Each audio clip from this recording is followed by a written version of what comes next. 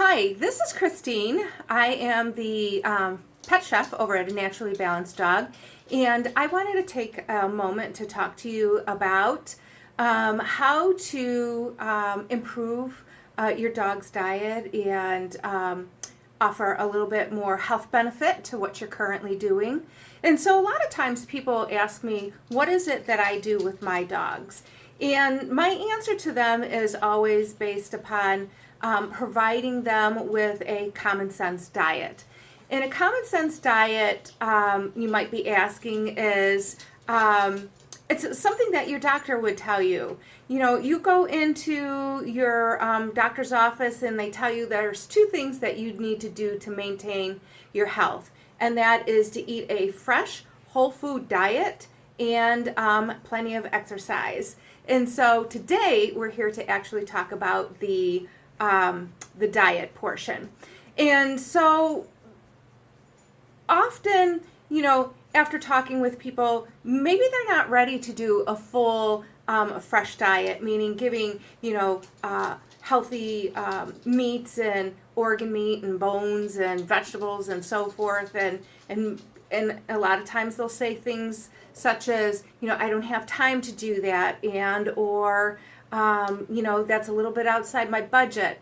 But there are things that you can do to improve what you're currently doing. So I would say there is a large portion of people who are feeding a kibble diet. So before we move forward, we kind of need to look at what exactly is the pyramid for our dog's food and health. So I am going to just put up a little sheet here for you, and we'll do a quick little drawing of their, we'll have to kind of manage with a little bent page. Let's see, make sure we can get that in there.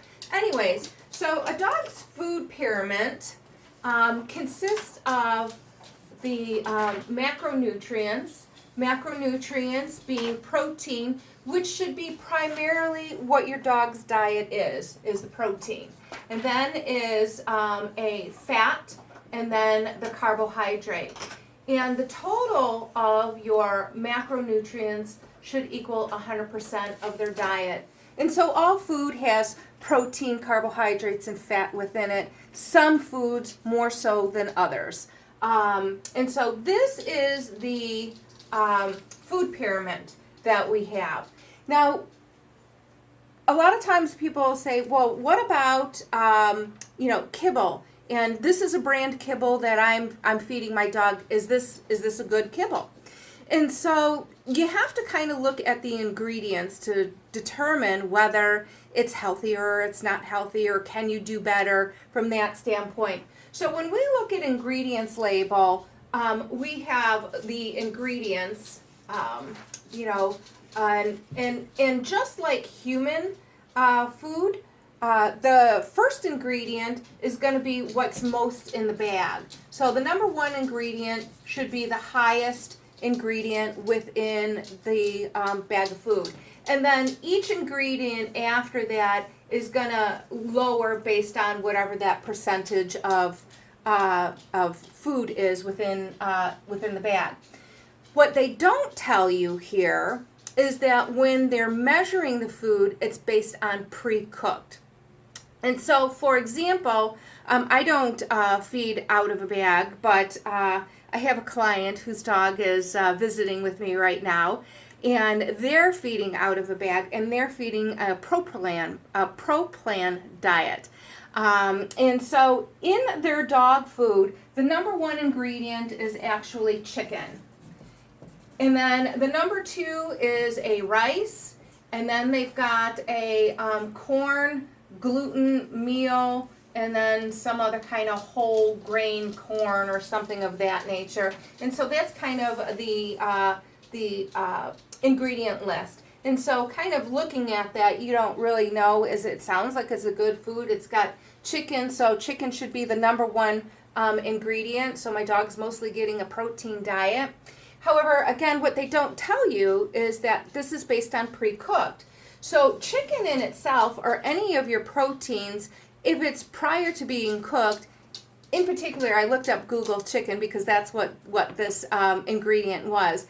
Chicken is actually 75% water. So after it's cooked, it shrinks down to 25%.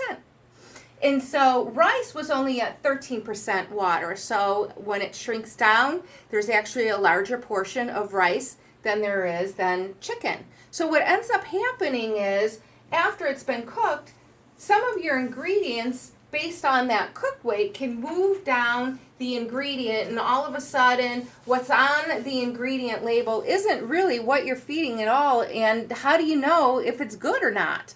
And so the only way to really kind of determine that is to look at your guaranteed analysis. And so the guaranteed analysis gives you 2 of your 3 macronutrients. It's going to give you your protein and your fat, because they don't want to tell you what the carbohydrate is. So in this case, the protein level of the food that was in the Pro Plan was based on a 28%, and your fat was 13%. And so basic math gives us our carbohydrate. If we add the 28 and the 13, then ends up the 28 plus the 13, and then minus the, you're going to add the 28 plus the 13, and then subtract that from, which is 41, and then you're going to subtract that from 100, it's going to give you 59. So in this particular case, we have 59% carbohydrate in this diet, 28% protein, and 13% fat. So a high carb diet, that's what we're feeding our dogs. And so when I think about a high carb diet, I think of inflammatory issues. A high carb diet leads to obesity, it leads to diabetes. I believe it to be a cancer type diet. So there is a whole host of potential issues that you're going to have with your dog. When you're looking at your dog food, or if you're picking out your dog food, what you want to do is try and find, at least in the top 5 ingredients, 3 proteins.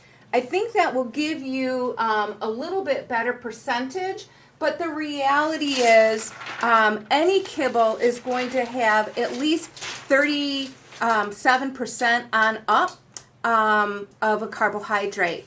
And so we still need to offset that load of carbs out of our dog's food. And the best way to do that is just to simply add some fresh to the bowl. Granted, you don't have to go out and do anything extra, just whatever you're making, you and your family, just make a little bit extra and mix it into the dog's bowl. And that will help offset the carb. And there was some information that I had run across listening to somebody else's podcast, and they were talking about that just adding 20% broccoli to the food bowl can decrease the potential of your dog getting cancer by 40%. And cancer is a huge issue in dogs right now. And so one of those issues is based on the fact that they're always being fed a processed diet. So anytime we can get fresh food into the diet is going to be better. And so 3 of my favorite foods to just mix into the bowl of what you're already doing is, 1, add eggs. Eggs are whole protein. It has calcium, magnesium in there. It's got a good source of vitamin D. And while you're adding it, keep the shell. Just crush up the shell or throw it through your food processor and add the shell, which is, again, great source of calcium, phosphorus. But the other thing is people pay a lot of money for the eggshell membrane. You can buy that in a health food store, eggshell membrane. And the eggshell membrane is great for joints and pain issues. So for free, you're adding a little bit more nutrition by just simply keeping the eggshell, crush it up, throw it in the bowl, mix it into there. The other thing that I like is to add sauerkraut. it is a fermented food, and as a fermented food, it's going to be excellent for your pre and probiotics. And so, a dog that might have gut issues, excellent to add into the bowl would be that sauerkraut. The other thing is, obviously, if you're helping the gut, that helps your immune system. And so, a healthy immune system that can help things such as allergies or other potential diseases and inflammatory issues. So adding sauerkraut can be a great benefit. And then the third thing that I like to add is sardines. Sardines are a great source of omega fatty acids, great for the brain, great for the joints. And so, again, you might want to just do that 3 times a week. But those are 3 of my favorite things. There's a host of other things that you can do to add to your dog's bowl. You can visit our website at A Naturally Balanced Dog, and we've got some information on there about different types of food and the quality of that food and what you can add and, you know, the benefits to your dog. So go check out the website. And again, this is Christine from A Naturally Balanced Dog, and thank you very much for listening. Have a great day.